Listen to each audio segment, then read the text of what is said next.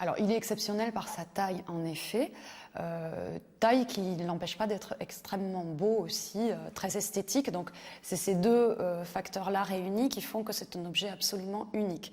Bon, pour ce qui est de sa taille, c'est le plus grand cratère en bronze, enfin vase en bronze antique qu'on ait retrouvé.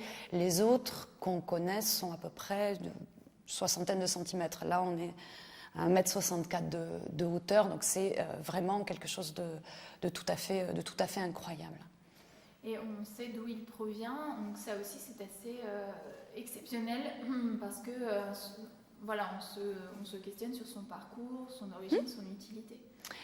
Alors c'est un vase qui est d'origine grecque, qui a été fabriqué par un atelier grec qui était vraisemblablement installé au sud de l'Italie, et il a donc parcouru, traversé une partie de l'Europe pour arriver jusque dans ces territoires de Bourgogne qui, à l'époque, étaient occupés par des Celtes. Donc, ce que prouve ce genre de mobilier, et c'est là que tout l'intérêt scientifique réside, c'est qu'il y avait des échanges, et des échanges assez denses et considérables, entre le monde grec, le monde méditerranéen, et le monde de cette Europe occidentale, le monde celte de cette Europe occidentale.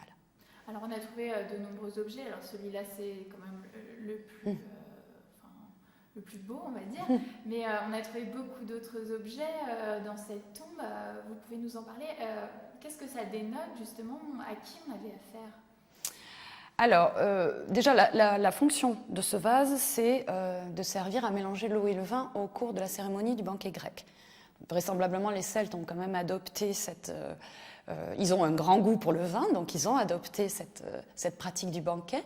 Et ce vase était placé dans une chambre funéraire, accompagné de l'ensemble des objets qui servent à mener une cérémonie de banquet. Alors, des coupes, une cruche, tout ça provenant du bassin méditerranéen.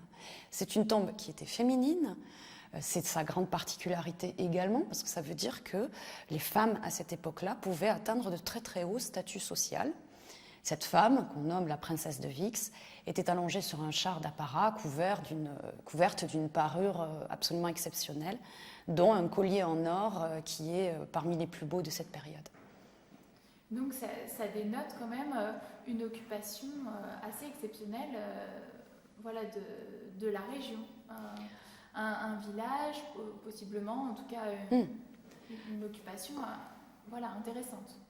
Les fouilles sur le mont Lassois sont toujours en cours. On continue, les équipes de fouilles continuent à faire des découvertes chaque année, découvertes qui sont exceptionnelles, et on se rend compte qu'en dehors de la tombe, le site lui-même était très très densément occupé, était aménagé avec des bâtiments extrêmement massifs qui demandaient un grand concours de population et des grandes connaissances architecturales.